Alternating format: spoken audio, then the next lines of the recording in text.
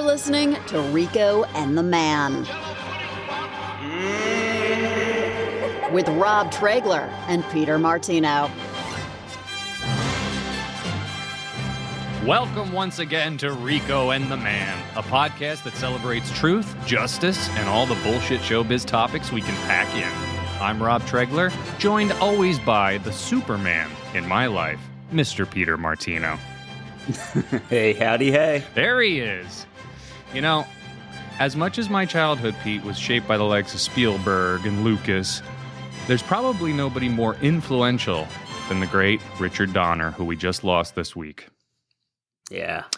Great director, great filmmaker, of course did Superman the movie, part of Superman 2 before he was fired, Right. and a ton of other great movies. Yeah, you were always a Superman guy. Yeah, I feel for like. sure. Yeah. You're definitely Jerry Seinfeld in that sense all the way. What's the deal with Richard Donner dying? What's the deal with Ned Beatty dying too? What's the deal with Gene Hackman still alive?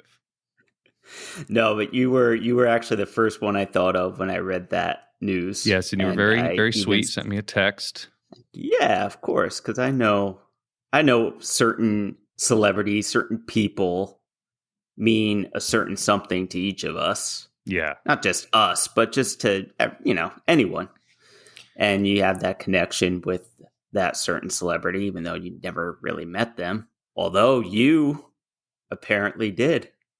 I did. I case. got the chance to meet Richard Donner and tell him how much he meant to me. Basically, when I was a kid, like Superman the movie was it. It was, pre-Indiana Jones, pre-Star Wars, Superman the movie with Christopher Reeve was everything. To the point that Right. I literally wore down the VHS of Superman the movie to the point where there were certain scenes where there was no audio track anymore. It was just a hiss. But I would still Really? watch it. Yeah. Obviously this is 1,000 years ago before streaming or DVDs. So, this little machine would wear out tapes. And I definitely wore out the Superman the movie tape. I do remember one time I was awake and my mom was still sleeping. And I, went in the other room and started playing the opening, playing the movie, and the opening credits started with the beautiful John Williams Superman march. And I just hear my mom in the other room like, no, anything else. Anything else. So you not only wore out the tape, you annoyed the fuck out of your mother by replaying this movie over and over again. I wore out the tape. I wore out my mother, both with the tape and making her make me a Superman outfit when I was a little kid. Yeah, it was the best. It was the best. And Superman the movie really was the start of everything we know today in movies and superhero stories. Oh, yeah, absolutely. I mean, in fact, here, I have a clip about Richard Donner from another very influential superhero movie icon. Dick and his wife Lauren gave me my first unpaid job in Hollywood, my first part-time job in Hollywood, my first full-time job in Hollywood, and my first producing credit. The films Dick made inspired me to even want to go down that track. And of course, in particular, Superman the movie is still to this day the archetype of the perfect superhero film origin story. And we watch it before we make almost any one of our films. And that's been the case for the past 17 years since I left the fold to go work for Marvel. Yep, that's Kevin Feige. Got his start from Mr. Richard Donner. Well, there you go. They're the king of superhero movies right now. Yep. Respecting the old king of superhero movies. He was such a big voice in movies at that time. He directed The Omen, and then the producers of Superman called him because they loved The Omen so much. And I don't know how you watch The Omen and go, this guy's going to be great for Superman, but yeah, I know. Thank God they had that kind of foresight. He was just the funniest guy too. I pulled some clips of him just talking about the whole beginning of him working on Superman and all this stuff. But even the first story where the Salkinds called him to direct Superman, here, I have this clip. I was sitting on the toilet on a Sunday morning, and the phone rang, and this strange Hungarian voice said, "This is Alexander Salkind." He said, "I'm making Superman." I said, "Well, that's great. I would like you to direct it." He said, "I'll pay you $1 million." I said, "Hey, how are you? You know, where do you live and how do I get to you?" And I said, "You'll pay me $1 million." He said, "I'll pay you $1 million." He said, "It's 2 pictures." Aha. I was making $100,000, if that. I have Gene Hackman and Marlon Brando set. And so overnight my life turned around. I got up, washed my hands, and I'd written it down on a little tiny card that was in the bathroom. It was a hairdresser's card, this girl that came to your house to cut hair. And I wrote down on the back of it, $1 million, which I don't even think I got enough zeros in. And I wrote Gene Hackman, Marlon Brando, the dates they were available, and Superman. That card today is still, it's the most important card of my life. Wow. Yeah, can you imagine? What a story. I wonder where that card is now. It's probably in his office at, because that's where, so when I worked at a production company, there was this guy who literally sat next to me in the office who was creating a documentary for HBO called Casting By. Mm-hmm. And it aired on HBO. Really good documentary. I recommend it. It's all about the casting process back then in the 70s and the 80s and how all these icons came to be through this one woman. But yeah, Donner and his wife, they had their own production company and they produced like all the X-Men movies. You know, they've done quite a lot of producing, but that's where they interviewed him for that Casting By documentary. Okay. Yeah. And I'm sitting there in the office and the guy's like, "Yeah, we're doing Richard Donner next week." And I'm like, "What?" What? I'm like, "Huh?" And he's like, "Whoa." And I was like, "Yeah." And he invited me along. And I got to sit there while they interviewed Richard Donner. And I'm just like, and you know, his whole office has got, you know, the original Superman stills and props and just crazy shit. And right after the interview was over, you know, I took my shot and I just walked up to him and I said, "Mr. Donner, I just want you to know." And I told him how much I loved Superman the movie and how much he was a part of my childhood and how much I wore out the VHS and pissed my mother off watching Superman over and over and over again. Right. And he just looked at me and he smiled and he said, "Well, that's what it's all about, isn't it?" Oh, that's awesome. And that's a great story. Yeah, and he put his hand on my shoulder, and you could just tell he was just still happy that movie was still meaningful to people. Yeah. I have another clip of him talking about some of the people they wanted to cast as Superman. It's pretty fucking weird if you think about it. Here, listen. Really? The Salkinds wanted to go to Robert Redford and, I think Paul Newman and every major American star. And my problem with it was I would have a very difficult time seeing them fly. If you didn't believe Superman could fly, then you didn't believe Superman was real. And he was still going to be a comic strip. And I felt we should go for an unknown. Can you imagine being like a young director and they're like, "We're going to pay you $1 million to do 2 Superman movies," and you're fighting for an unknown in the lead role? Right. Well, to his credit, he was absolutely right. I mean, I can't picture fucking Paul Newman on a wire. Can you imagine like Robert Redford? No. Flying around? No, he was absolutely right in that sense. I think he was right on the money. Yeah. And he made a great call. Great fucking call. And yeah, here's him talking about Christopher Reeve. We had made a costume out of a blue leotard and cut out an S and a red cape. The wardrobe lady had just thrown it together, and Chris was sweating like a stuck pig. That blue, there was black circles on it, and the water was running down his arm. I took black shoe polish that actors used to use to touch out the gray, and we blacked his whole head. And this skinny little kid did a scene with various ladies who were up for the part of Lois Lane. And hands down, he was Superman from day one. Yeah. awesome. He's got a great voice. I never realized like how great his voice was. Seriously, he's got that bravado voice, so you can see him like when you watch behind the scenes stuff. He's got that commanding director voice. You know. Yeah. You know, he looks like that guy who makes a lot of jokes on set, but you're too afraid to joke back. Right. Yeah, because they'll like beat your ass or scream at you or something. Yeah, and you know, he made all the Lethal Weapons, Lady Hawk, Scrooged with Bill Murray. He did Scrooge? Yep. Wow. And let's face it, I mean, he's a dying breed as far as directors go. Yeah, they don't make them like that anymore. No, they don't make them like that. Seriously. Yeah, and he was also, this is my favorite story. I was telling you about the guy who was doing the HBO documentary. He had to interview Donner twice. They needed to do a pickup interview.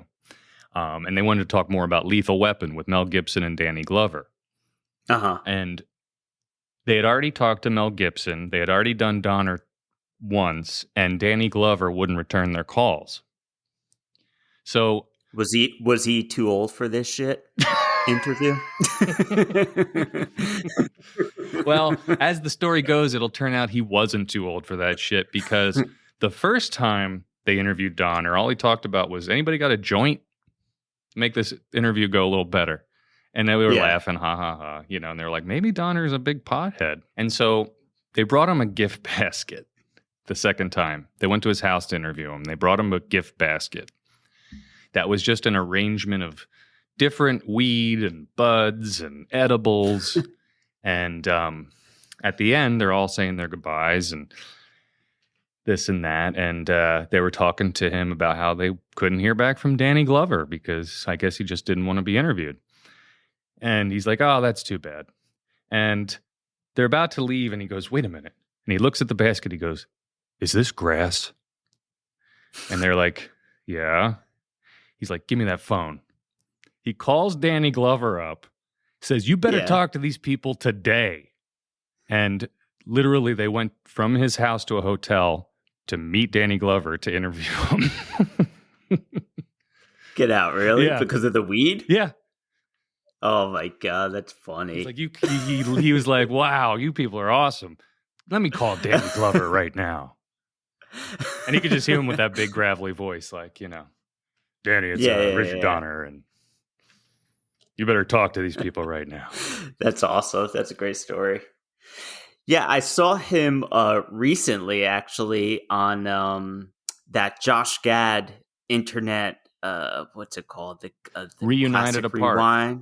Reunited Apart. And he appeared on the Goonies episode. And and honestly, I didn't even know he was still alive until he popped up on there. But yeah, he was still with it, and he, you know, good memory of everything. And supposedly he was, you know, getting frustrated with all the kids and stuff, but they were like continued to rag on him and everything, kind of get on his nerves. But it was interesting to see his take on the Goonies, because I never really listened to him talk about it. Yeah, I mean, he directed the Goonies, but a lot of people don't remember that. You know, anything that Spielberg produces kind of overshadows the director of that movie. Right. You know, you always think, oh, Spielberg directed Poltergeist. Spielberg directed Goonies. It's like, no. Yeah. Well, didn't he kind of take over? I know we're sidelining here, but didn't he kind of take over Poltergeist? Yeah, he pretty much directed Poltergeist. He pretty much directed Poltergeist. Yeah. Sorry, Tobe Hooper. Also, rest in peace, Tobe Hooper. R.I.P. But we're not talking about Toby right now. No, we're not. But sorry. But no. Digressed. This is from Spielberg.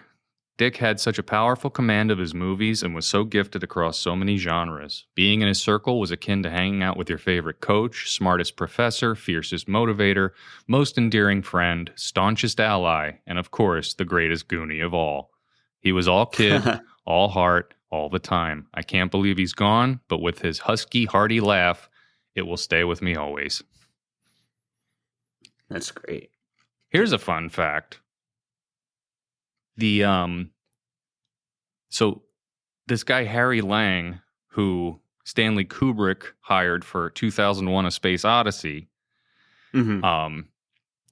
he was also hired by George Lucas as an art director on Star Wars, but he also did Superman a year later. And if you look at Krypton with Marlon Brando and all that stuff, the control panels are all Imperial control panels.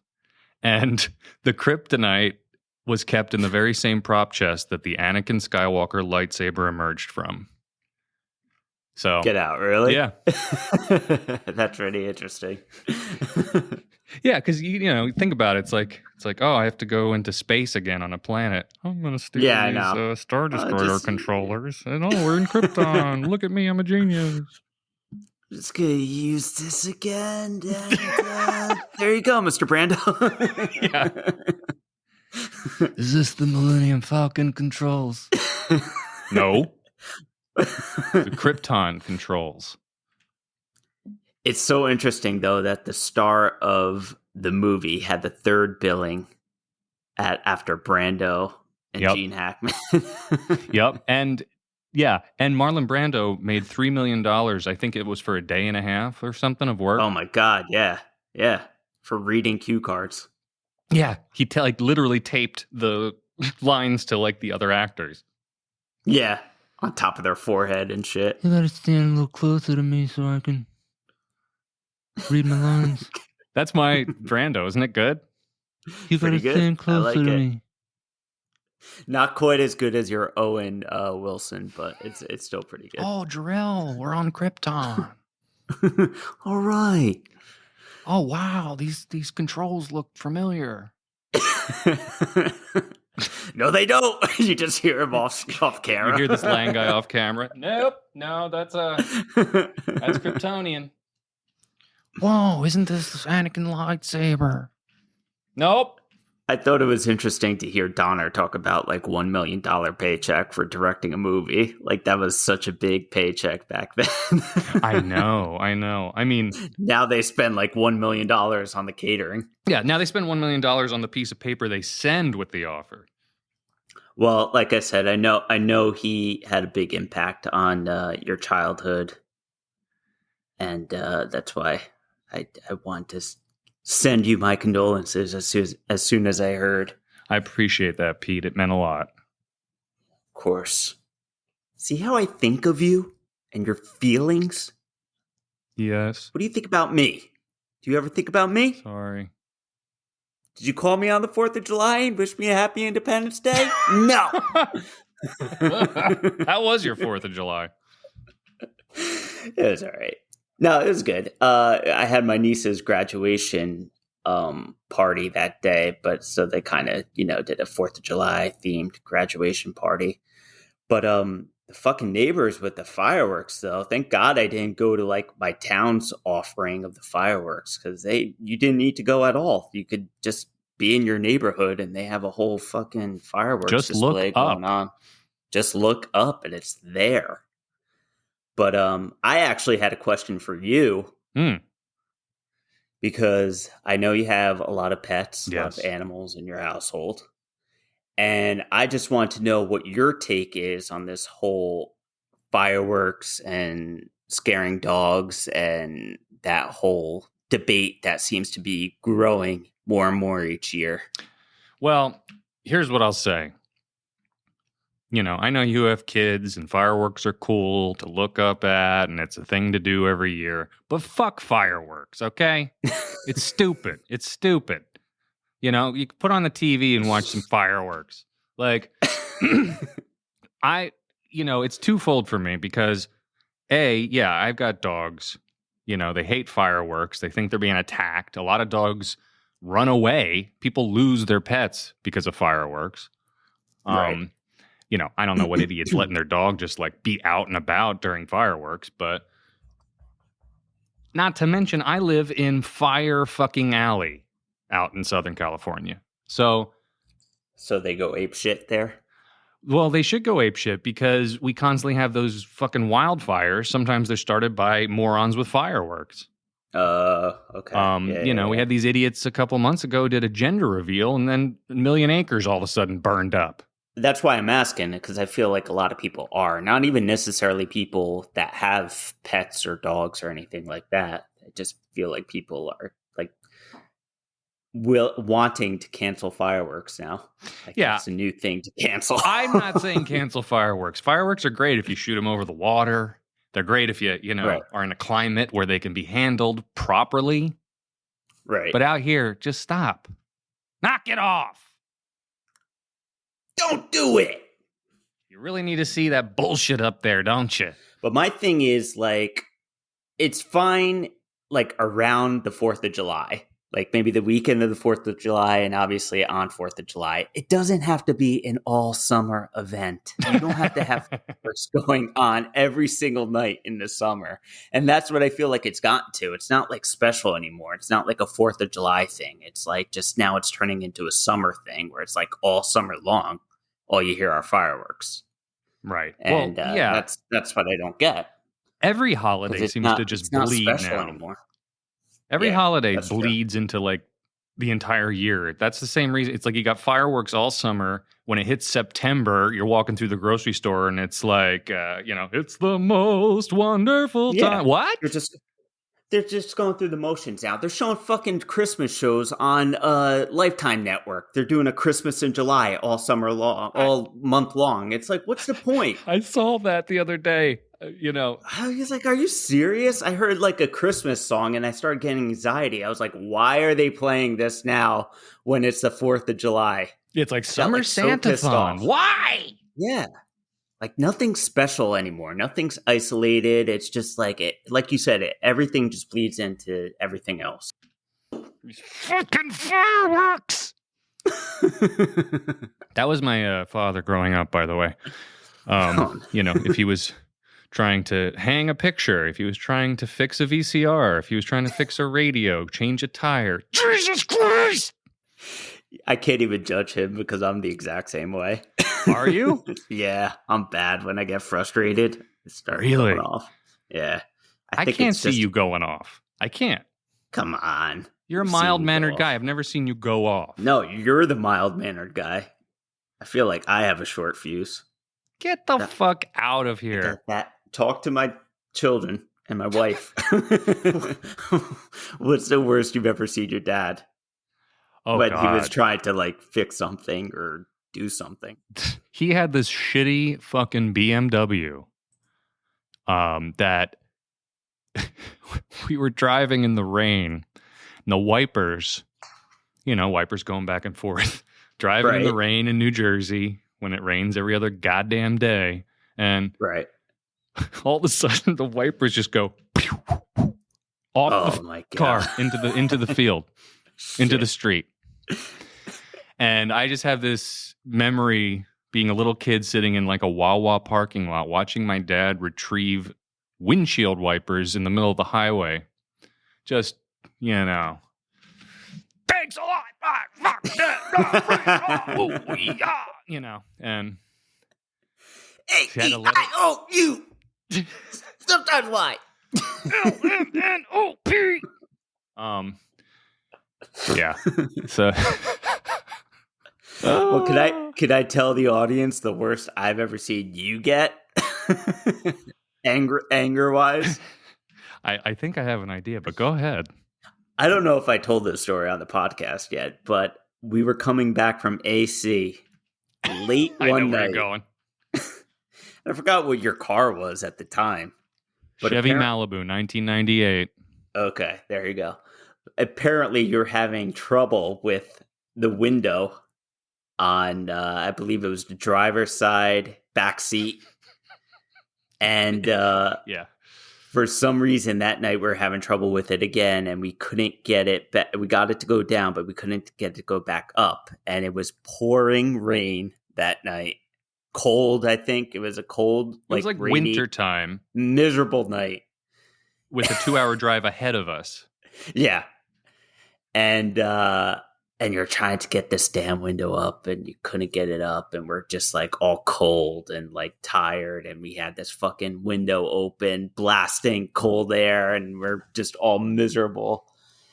And finally, you lost. I don't know what you did, but I just remembered you like yelling and cursing. And that was like really the only time that I saw you get like really pissed off and like lose it. But other times I thought you were like very mild mannered and just kind of like, all right, this happened. So let's try to do this. Well, let's be fair. You only really knew me for those couple of years. But on our phone, to refute my statements, is my father. Here he is.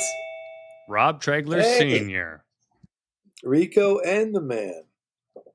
What's up, man? As opposed to Rico and the man, it's Rico and the man. That's what I mean. How are you guys? Good. How are you? Good. That hurricane heading your way there? They say Friday it's supposed to hit by us. But Just heavy who rains, knows? though, huh?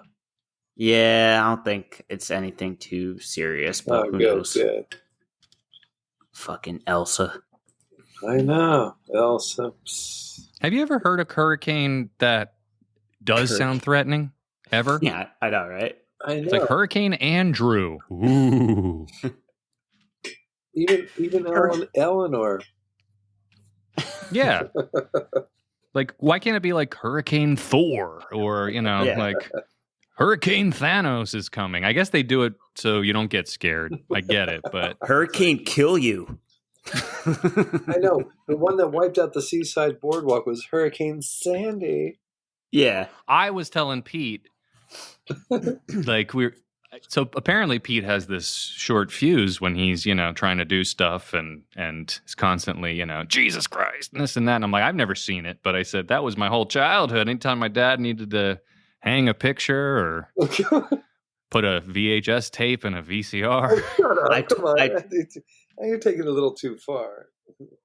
I told Rob though that I could totally sympathize with that, so I can't even judge you for that because I'm the exact same way.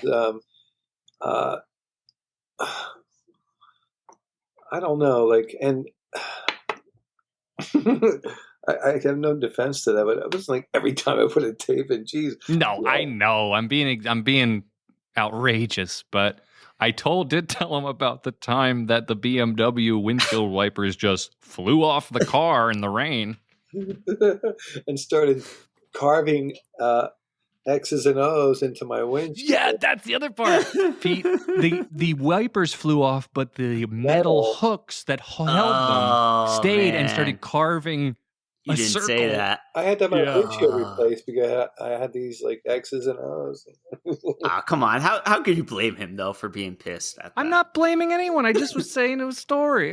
Well, can I offer an explanation as to why I think I'm like that, and maybe it'll go to you too. But I don't have time for things to go wrong.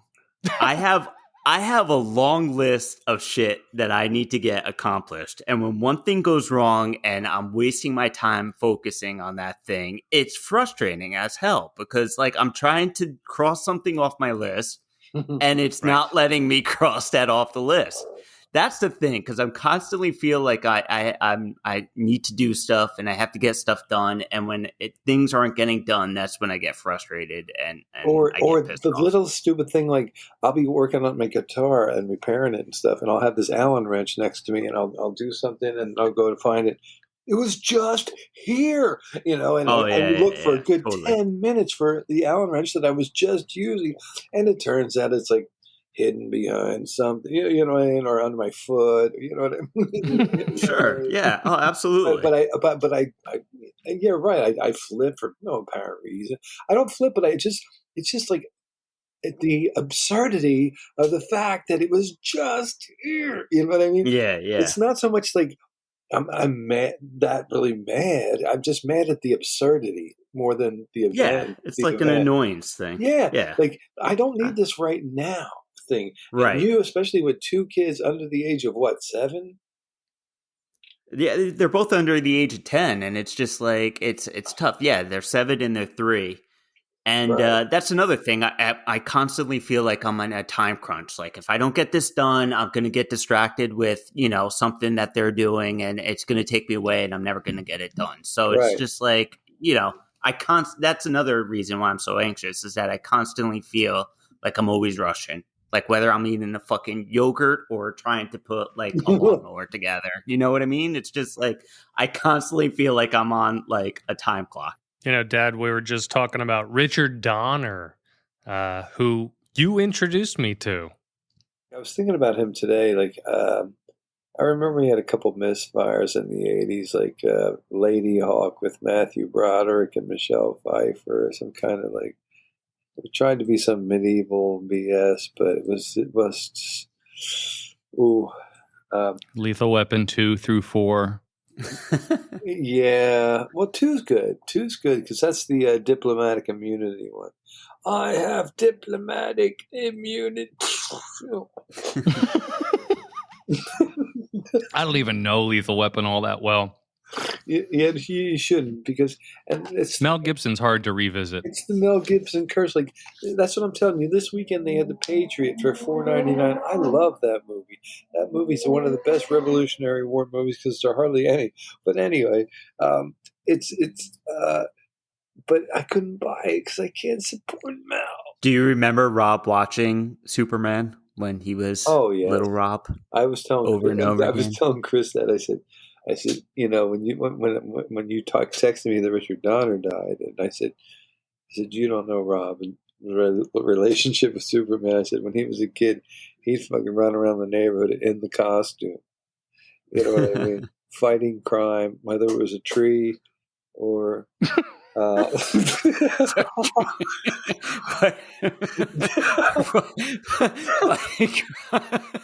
Fighting crime, whether it was a tree or a mailbox or a cat or a neighborhood kid or a bush. It was in on the gig because a lot of neighborhood kids enjoyed it. They were like, "I'll be the villain." You know what I mean? Remember that, Rob? Right. Yeah, no. So I do, and my unhealthy relationship with Superman the movie for sure. I know, yeah, definitely. I know this is going to get cut out, but it was. And you know what? If like a lot of parents were like, you need to talk to your child about the costume, but you know, to me it was like, the frick, let the kid, you know, let him express himself. It's creativity. The cop's going to pull up and let's go, you know. I love when kids use their imagination now. Thank you. Do something creative instead of being on the fucking I've seen girls iPhone walking around in something. Frozen costumes, and I'm like, good for you. You know what I mean? Yeah, I was the original cosplayer, okay? Right. Thank you. He was. Long before there was a Comic-Con, I was out there in costume in the fucking neighborhoods of New Jersey, fighting trees and crime. That's what that movie meant to me is the spirit of imagination. Even the tagline, "You'll believe a man can fly." I believed Christopher Reeve was flying around. You watch that movie now and you're like, this is horrible special effects. But at the time, what they did was groundbreaking. It was like Star Wars. It was, you know, the special effects were next level. And "You'll believe a man can fly," Richard Donner made me believe that I could fly.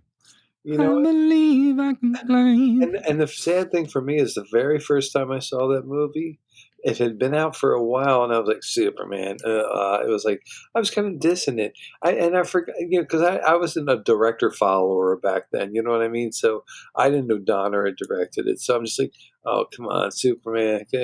It's probably like Flash Gordon, you know what I mean? And so the first time I saw it was at the drive-in, and I was riveted. I was in the front seat of my van. I remember watching it. When he caught that helicopter, it was like goosebumps. You know what I mean?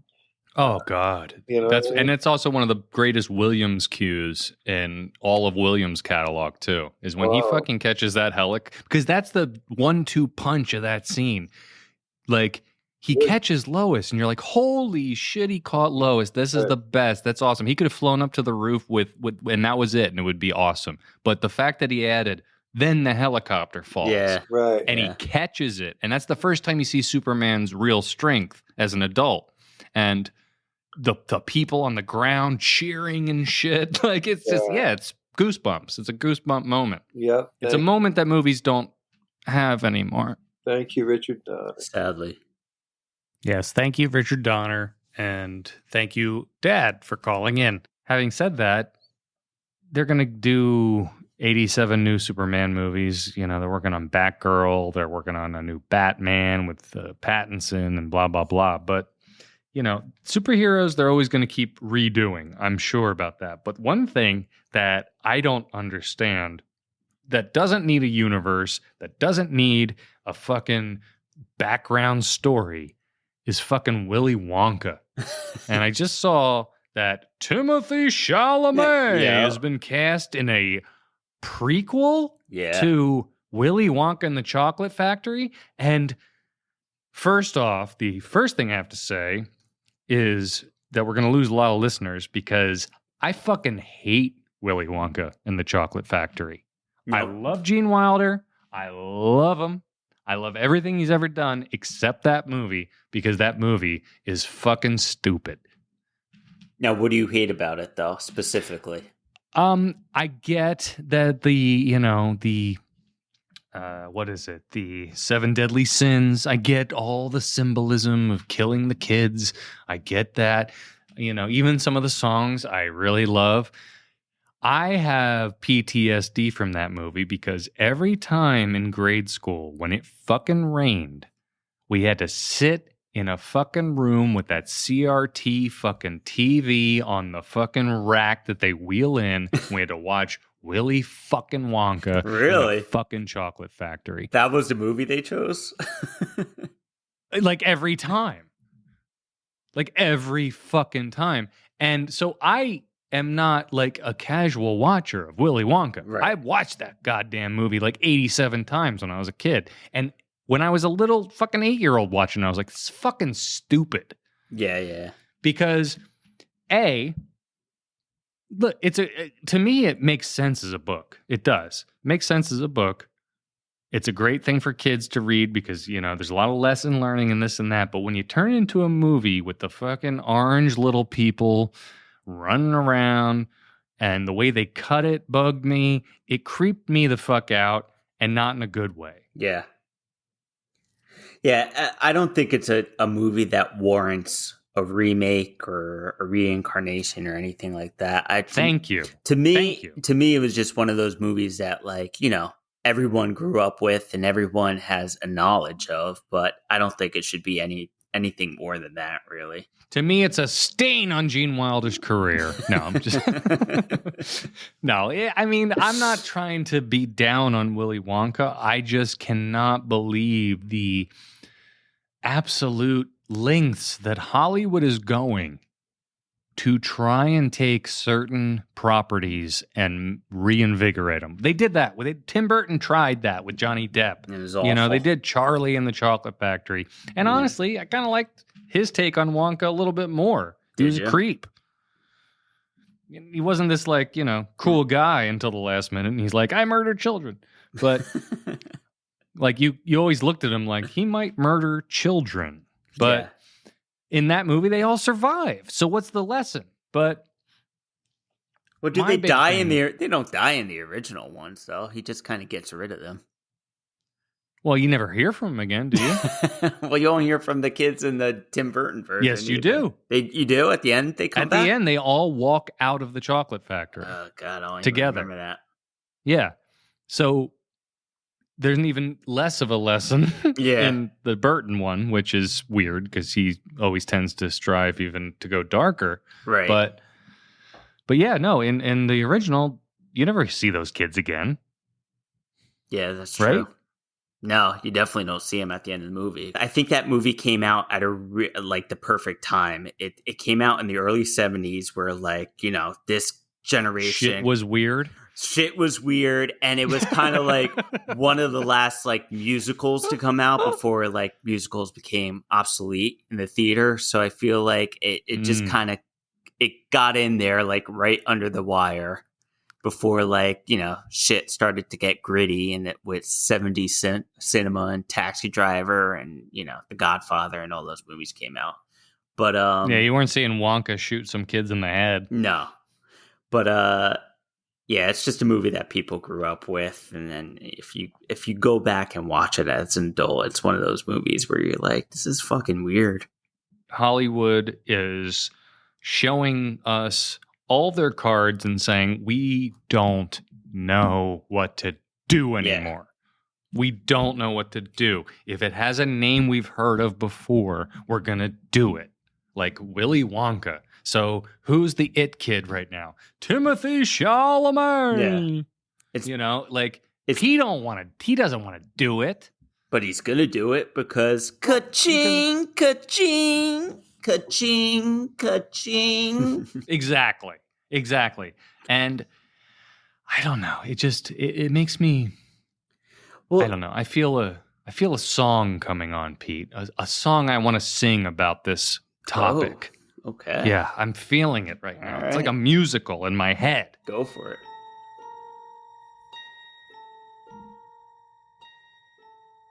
Movies suck, 'cause they're stuck with no sense of real imagination. It's not fair. No one cares about Reboot Nation. If you want to save Hollywood, simply write a script that's new. Any fresh idea will do. Fast and Furious 10, I can't sit through. Thank you. Yeah. Hold I on, don't know. I'm It's weird. wiping away my tears. That was beautiful. It's crazy. I always wondered how musicals do that, but I guess you just get a vibe, you know? It's Got to get a vibe. It's a vibe. It's just something that comes out of, you know. That was good. No franchise left that can stand a sequel or a remake. Why can't we get to see someone's fresh take?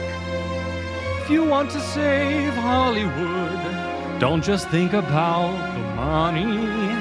Anything that's new or funny, pretty please. Join me, Pete. Movies suck, 'cause they're stuck. No more guts and no more glory. Even Spiels is rehashing West Side Story.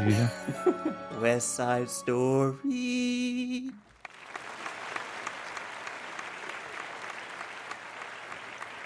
Thank you. That was beautiful. You know what's Thank you. funny though about Hollywood though? Like, all right, they're obviously out of ideas for making original movies. Right. There's other books out there that they can make into movies that were never made into movies before. Why do they have to reuse the same books that were already made into movies and make them into more movies out of that? Like, at Right. least pick another book to make a movie out of. Like, how There's many? a billion books. There's a billion books out really there. good books. Yeah. But yeah, Hollywood is lost. They're just lost with originality. If it's too new, no one cares. If it's too much of an homage, no one cares.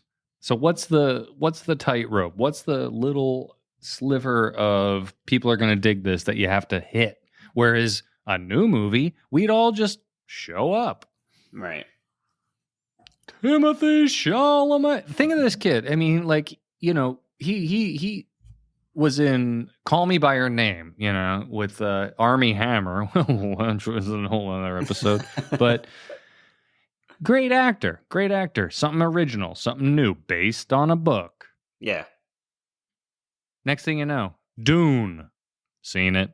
Wonka. Yeah. Seen it. What's next? He's going to be Iron Man Jr. Timothy Chalamet. Steve Martin Short Chalamet Chase. Chase.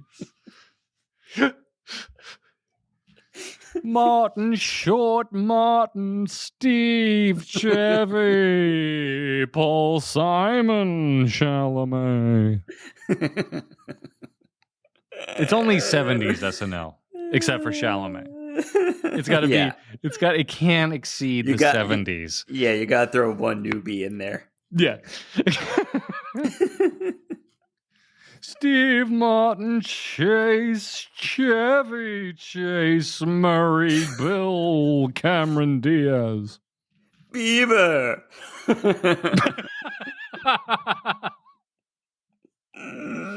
Justin, Chase, Martin, Short, Bieber. Rest in peace, Don Pardo. We're getting old, man. I thought about this earlier. Like, when I met Richard Donner, I never thought about him dying. I just didn't. It's just not what didn't hit me that way. It's like, this guy's, a legend. He's just going to live forever, He's immortal. He's immortal. Exactly. Like, and, Harrison Ford's 78 and he looks better than I do. So I'm not saying that people are dropping like flies, but I mean, Don Pardo, all these people that were kind of an institution. Yeah. They're disappearing. Charles Grodin, like, you don't think about Charles Grodin, like, oh, he's not here anymore. Yeah, I mean, it's weird because, like, the actors and actresses that our parents, like, grew up with, they're mostly all gone. And now we're getting to the point where, like, the actors and actresses that we grew up with are starting to, like, drop off. You know what I mean? So I don't know. It's a weird time. It's a weird transition. We're definitely being faced with more of the reality of mortality, for sure. Because, when it was like, when we were kids and it's, Johnny Carson died. It's like, fuck Carson. Yeah. But if Conan died, it would be a whole thing. Oh, God forbid. Yeah, Conan was like even like Letterman, I think, kind of preceded our generation, but Conan was like the first talk show host that was like for our generation. You know what I mean? Well, what people don't remember is that it was a bumpy fucking road for Conan those first few years at NBC. And talk about underdog. Oh, he was constantly being threatened with being completely fired and taken off the air. And I do believe that people like us, the people who were done with the Lenos and the Lettermans, I think that us late night kids are what kept Conan on the air, because it was right before the birth of that alternative internet watching where things could be weird. Things could be left of center. Things could be kind of strange but funny. And Conan was the only one doing that on late night network television. And thank God for us college kids who relied on that, because there was no YouTube to watch some influencer be silly. Right. He always said that there's a very hard tightrope to walk between being silly and doing really smart comedy. And I think he walked that tightrope beautifully. He just did a great job at doing really silly, smart comedy all throughout his career, starting from, the Late Show to even when he got the Tonight Show, which he got fucked over, to a CBS show, and his podcast is great too. So he's got a great interviewing style. He's a brilliant writer, and he's just a great ad-libber too. He's just awesome, and I'm interested to see what he does with HBO Max now. Yeah, he's like us. That's how you look at Conan. Yeah, totally. You look at him like, wow, what if one of us got a talk show? Right. And the humility is what I loved about Conan. Yeah. I love Letterman too, but he had that aura of I'm the smartest guy in the room, no matter what. Sure. Conan was the opposite. Like, he showed every part of his insecurities. Even, like when he was interviewing these amazing, amazing guests, he always seemed like he was like not worthy. Right. He's definitely one of the few celebrities that I would actually want to hang out with, and I think would be enjoyable to hang out with. But did you ever see his documentary? Conan Can't Stop? Yeah, before. Great documentary. Great documentary. Look it up on Netflix, people. Great doc. And it's a great insight into him. Yeah. But Great documentary, and he was also always one of my faves, and I consider the best talk show host. And talk, I can't see a more, like, talk about a talk show host in the face of adversity. I mean, you go on, everyone wants to cancel you for your first 3 years. Yeah. And then all of a sudden your show becomes a hit because of people like us who are like, finally, there's a late night show for us. Yeah. College age kids. Then fucking asshole cunthead Jay Leno says, oh, Conan, he's going to take over the Tonight Show. Oh, and then Conan's biggest dream of all time comes true. He's hosting the Tonight Show, and NBC fucking says it's not rating like Leno, and fuckhead Leno comes back and takes back over the Tonight Show. What a fucking asshole. I'm sorry. Like, I'm not a Leno fan just because of that. Yeah. Fuck Leno. Like, but fuck Leno. Didn't they want to put Leno on like a half hour before they did. Conan to give him like a lead in? Oh, they did for the whole first fucking season of the Tonight Show with Conan O'Brien. He had fucking Leno still before him. They didn't even give him a chance with that show at all. No, they didn't. They didn't. Him over. They gave him no breathing room at all. And there's one guy in the situation who could have kept Conan doing the Tonight Show, and that was Jay Leno. He could have said, give him a chance. Give him a chance. Right. No, I'm a company man. NBC, fuck Conan. He can do, he can go off into obscurity. I'm going back to do the Tonight Show. And whatever. Fuck Jay Leno, man, because he's such a he's that same guy. I know Jay Leno. I've worked with Jay Leno a million times. Not the real Jay Leno, but people just like him. Right. He's the worst kind of scumbag too. He's the guy that acts like, the nice guy. It's not my fault. Yeah. It's not me. Just completely passing the buck. They're the shadiest fucks behind the scenes. Yeah. I mean, Conan probably would have been more successful to stay put. Yeah. That's what Howard said. Yeah. I agree with that 1,000,000%. Like, you just do what you want. You don't have all that pressure. Mm-hmm. But he got that with TBS, I think. He did get that, but he had to go through also that whole embarrassing cable thing. And he got lost there for a while, which bummed me out. And he deserved to be on network television. He deserved the Tonight Show. We all grew up with him. We were the new viewers of the Tonight Show, and then he went away, and then all the old ass fucks came back for Leno. Yeah. Fuck old people.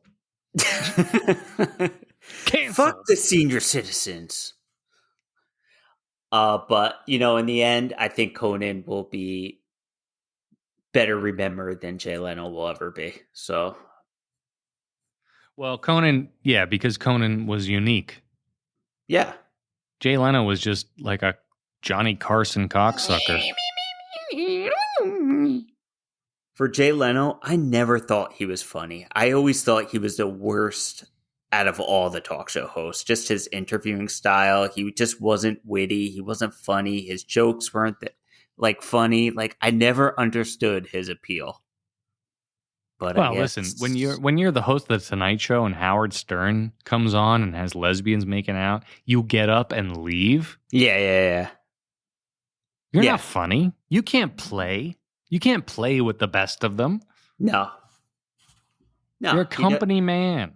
You're a company man. He doesn't know how to entertain at all. He was a good stand-up. Unless it's on his terms. Back in the day. He was a good stand-up. He had good jokes. But he in no way should have taken over the Tonight Show. Should have been Letterman. Oh, yeah, absolutely.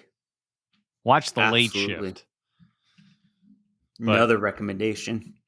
Mm-hmm. We're just chock full of recommendations tonight. It's the recommendations hour. And speaking of hour, we've gone almost an hour. So let's wrap it up. I'd like to thank my dad for calling in. I'd like to thank Pete. And we'll see you next week. Thanks for listening to Rico and the Man. We want to hear from you. Send us an email at ricomanpodcast@gmail.com. Follow us on Twitter at Rico and the Man, and on Instagram at Rico and the Man Pod. Don't bother following us on Facebook, because Facebook is an awful place in the darkest corners of humanity.